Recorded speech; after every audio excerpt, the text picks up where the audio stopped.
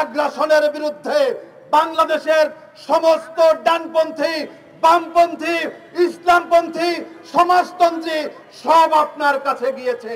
আওয়ামী লীগ এবং আওয়ামী লীগের দোসর খুনি জাতীয় পার্টি ছাড়া বাংলাদেশে অন্য কোন দল আর আওয়ামী লীগ এই ভারতের পক্ষে আর কেউ নেই।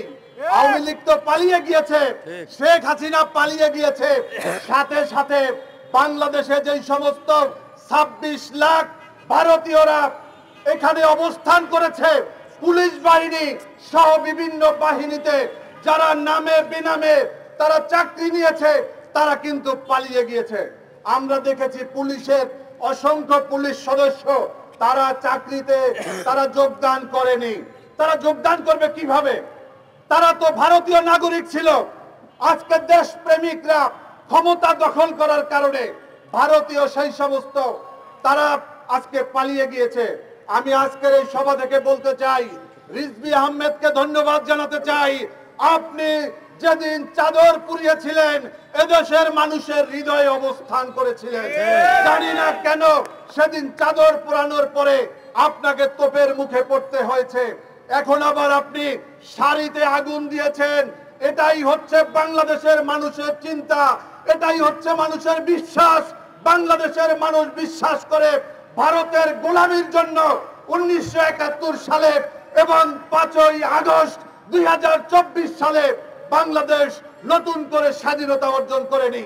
আমরা বাংলাদেশের স্বাধীনতা সার্বভৌমত্ব রক্ষার জন্য আমরা ঐক্যবদ্ধভাবে রাজপথে, অনলাইনে, সর্বত্র আমরা ভারতের বিরুদ্ধে নয়, ভারতের আগ্রাসনের বিরুদ্ধে, ভারতের দাদাগিরির বিরুদ্ধে, ভারতের সমস্ত আগ্রাসন অপতৎপরতার বিরুদ্ধে ঐক্যবদ্ধভাবে লড়াই সংগ্রামে থাকবো।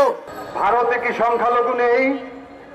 ভারতে সংখ্যালঘুদের উপরে যেভাবে পরিকল্পিতভাবে হত্যা, নির্যাতন, নিপীড়ন, পুড়িয়ে ফেলা হচ্ছে, তার ব্যাপারে তারা নিশ্চুপ কেন? আমরা দেখেছি আসাম থেকে মুসলমানদেরকে বিতাড়নের জন্য তারা বিভিন্ন পদক্ষেপ নিয়েছে।